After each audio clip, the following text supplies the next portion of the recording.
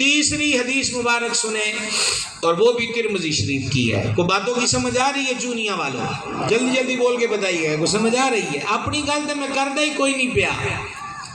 ذکر حسنین ہے بزبان نانا حسنین ہے، جو ان کے میٹھے بول ہیں مفہوماً میں آپ کے سامنے رکھ رہا ہوں۔ اس حدیث کو روایت کیا ہے حضرت اسامہ رضی اللہ تعالیٰ عنہ نے۔ وہ کہتے ہیں میں حضور کے آستانے پر حاضر ہوا، حضور باہر تشریف لائے، حضور کے وجود پہ چادر پاک تھی موٹی، اور ایسا لگ رہا تھا جیسے سرکار نے کچھ اٹھایا ہوا ہے۔ تو ظاہری بات ہے دیکھنے والے کو ایک دلچسپی ہوتی ہے، پھر صحابہ پاک کو تو دلچسپی سراپا اقدس سے تھی۔ وہ حضور کے اتنے عقیدت مند مرید ہیں کہ ان کو وہی تو ہیں کائنات میں آج تک کوئی ایسی شخصیت لائیں کہ جس کی ذات کا ایک ایک پہلو محفوظ ہو۔ حضور مسکراتے کیسے تھے، چلتے کیسے تھے، نشست کا عالم کیا تھا، کھانے میں کیا پسند تھا، گفتگو کا لب و لہجہ کیا تھا، حتیٰ کہ حضور کی ریش اطہر اور سر انور میں سفید بال کتنے تھے، یہ بھی گنتیاں کر کر کے اس امت تک پہنچانے والوں کا نام صحابہ کرام علیہم رضوان ہے۔ اور یہ وہ ستھری جماعت ہے، اور ان کا ایمان اتنا معتبر اور مستند ہے کہ اللہ قرآن میں فرماتا ہے کہ جب ان سے کہا جائے کہ اے توڑے جعلی دعوے نہیں چلنے، آمنو کما آمن الناس، ایمان ایسے لاؤ جیسے یہ لوگ یعنی میرے محبوب کے صحابہ ایمان لے کر آئے ہیں۔ اور یہ ایسی جماعت ہے کہ جن کو حشر کے دن نہیں پتہ چلنا کہ ان کے ساتھ کیا ہوگا، ان کو عرشوں کے مالک نے سورہ الحدید میں پہلے ہی اعلان کر کے بتا دیا، کُلًّا وعد اللہ الحسنى، اللہ نے اپنے محبوب کے تمام صحابہ سے جنت کا وعدہ فرما لیا ہے۔ آواز کمزور ہے، بہرحال گزارا آپ سے کر رہے ہیں ہم۔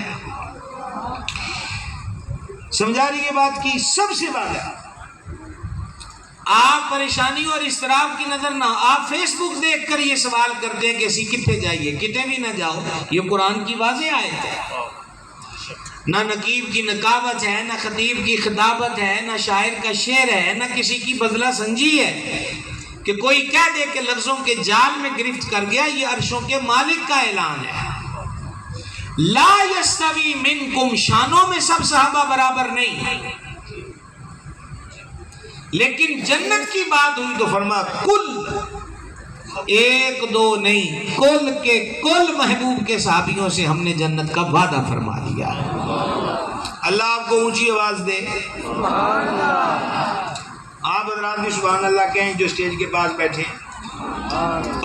ہیں، پہلو میں لوگ چھپے رہ جاتے ہیں، اس کی پتہ نہیں کیا بات ہے، وجہ کیا؟ آپ سے عرض کر رہا تھا میں کہ یہ حضور علیہ السلام کے ایسے عشاق ہیں کہ سراپا اقدس کو جانتے ہیں۔ اب آپ دیکھیں حضور علیہ السلام کے سراپا اقدس کے بیان میں صحابہ کرام فرماتے ہیں کہ سرکار کی جو دو نبویں مبارک آپس میں ملی ہوئی تھی، اور یہ حسن کی علامت ہوتی ہے، کہتے ہیں ان کے بیچ میں ایک باریک ناڑ تھی،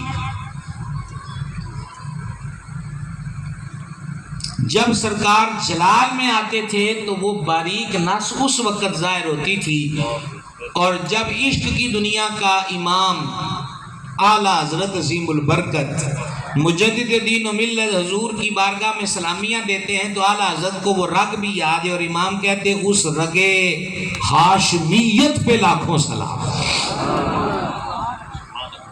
اس رگ ہاشمیت پہ لاکھوں سلام، سبحان اللہ۔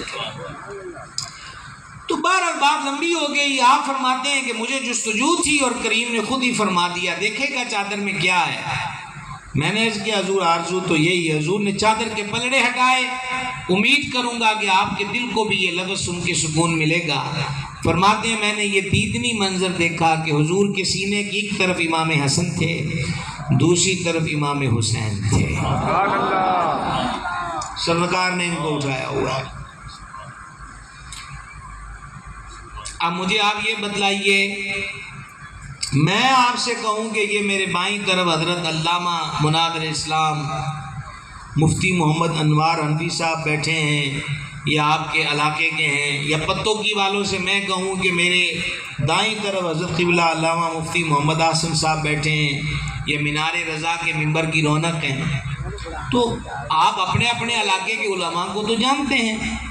اب صحابی کو نہیں پتا کہ حضور کے سینے سے کون لگے ہیں، وہ تو خود بیان کر رہے ہیں کہ ایک طرف امام حسن ہے، دوسری طرف امام حسین ہے، لیکن سننا یہ آج اس آپ کی کمیٹی باغ میں جن کریموں کی یاد میں جلسہ ہے، یہ ذکر معمولی نہیں ہے، یہ ذکر بہت بڑا ذکر ہے۔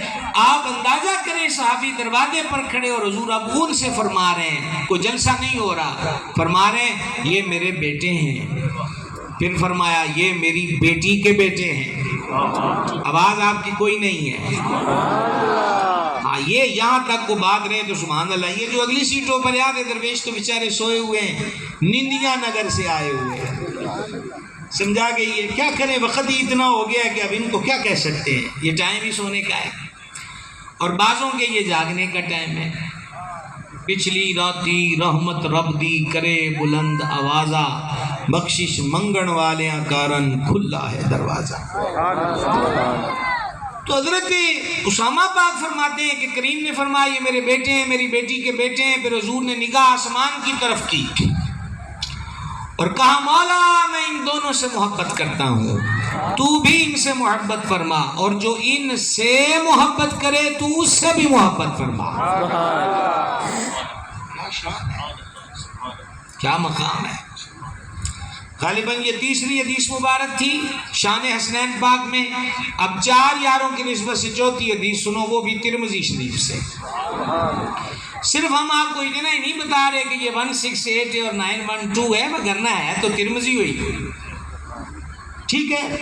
سنیے، جانے عالم علیہ الصلوۃ والسلام نے حسنین پاک کا ہاتھ پکڑا ہوا ہے، ایک ہاتھ امام حسن کا، ایک مظلوم کربلا کا، اور میرے کریم فرما رہے ہیں جس نے مجھ سے محبت کی، ان دونوں سے محبت کی، ان کے والدین سے محبت کی، وہ قیامت کے دن جنت کے جس درجے میں ہم جلوہ گر ہوں گے ہمارے ساتھ ہوگا۔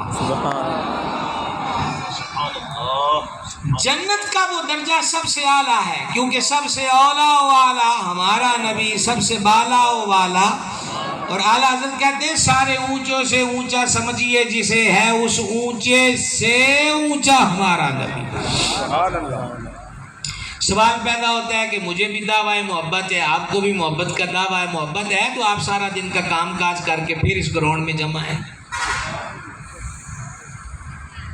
تو میرے جیسا بندہ جب سوچتا ہے کہ میری اوقات کیا ہے کہ میں جنت کے اس درجے میں ہوں گا جہاں حضور جلوہ گر ہوں گے، پہلی بات تو یہ ہے کہ کیوں اور کیسے تب ہو جب بات کسی اور کی ہو، جب فرمان ہی جانے عالم کا ہو تو کیوں اور کیسے کی گنجائش نہیں رہتی۔ الہاد کیا ہے، بے دینی کیا ہے، رب رسول کی بات کے آگے کہنا کیسے، کیوں، اور ایمان کیا ہے، جو رب رسول نے فرمایا وہ حق ہے۔ بس اس فاصلے کو اور اس فرق کو سمجھنے کی ضرورت ہے۔ خیر بات کہاں سے کہاں آئی۔ حکیم الامت مفتی احمد یار خان نعیمی علیہ رحمت نے اس رمز کو بیان کیا، انہوں نے کہا دیکھو کوٹھی بنگلہ محل بنتا بادشاہ اور مالک کے لیے ہی ہے، لیکن اس کے اندر ہی کچن میں کام کرنے والوں کے رومز بھی ہوتے ہیں، گھر میں جھاڑو دینے والوں کے کمرے بھی ہوتے ہیں، اور جس نے باہر پہرا دینا ہے اس کے لیے بھی 1-2 روم بنے ہوتے ہیں۔ تو آپ کیا کہیں گے کہ وہ جو نوکروں والے رومز بنے ہیں اس محل کوٹھی بنگلے کے اندر، تو وہ مالک کے برابر ہو گئے؟ کہا نہ، چھت ایک ہے،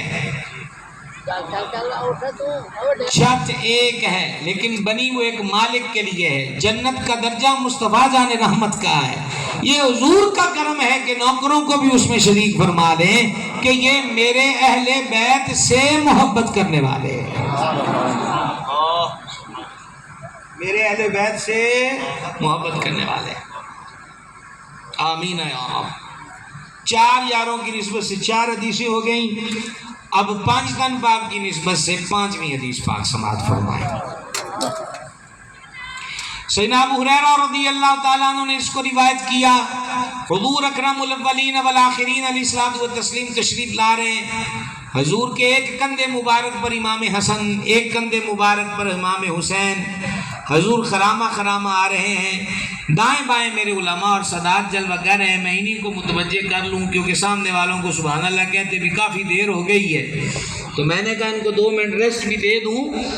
یہ کیسا پر نور منظر ہے کہ جو خرامہ خرامہ چل رہے ہیں وہی صورت ہے، اور جو کندھوں پہ جلوہ گر ہیں وہی صورت ہے۔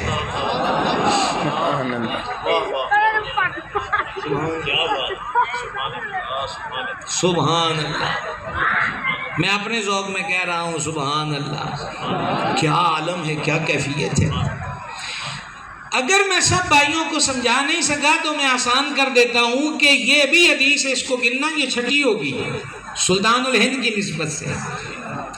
مولا مرتضیٰ شیر خدا کرم اللہ تعالی وجہ الکریم فرماتے ہیں جو حضور کو سر انور سے سینے تک دیکھنا چاہتا ہے وہ حسن کو دیکھ لے، اور جو سینوں سے قدموں تک جانے عالم کا جلوہ دیکھنا چاہتا ہے وہ حسین مظلوم کربلا کو دیکھ لے۔ دونوں شہزادوں کو ملائیے تو جمال مصطفیٰ سامنے ہوتا تھا، ایک جمال چل رہا ہے اور وہی حسن کندھوں پہ نظر آ رہا ہے۔ قربان جائیے، فدا جائیے، کیا عالم ہے۔ پتہ نہیں اس مقام کو سوچ کر اعلیٰ حضرت نے کہہ دیا یہ کس کیفیت میں تھے، کیا بات رضا اس چمنستان کرم کی، زہرا ہے کلی جس میں حسین اور حسن پھول۔ اور ماشاءاللہ آپ تو جناب جاگ گئے، بیدار ہو گئے، اللہ آپ کو سلامت رکھے، تو آپ کی اس بیداری کا فائدہ کیوں نہ اٹھایا جائے اور مزید ایک ذوق کی بات کی جائے۔ شیخ محقق شیخ عبدالحق موتی سے دہلوی رحمۃ اللہ علیہ اس خطہ بر صغیر کو فیضان حدیث سے جس بندے نے منور کیا وہ شیخ محقق کی ذات ہے۔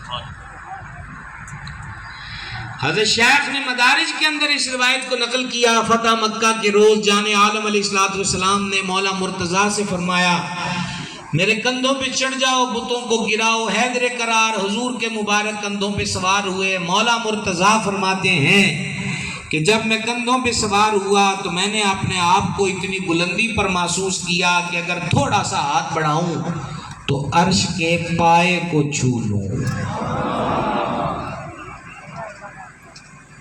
یہ میرا خیال نہیں، مولا علی کا خیال ہے۔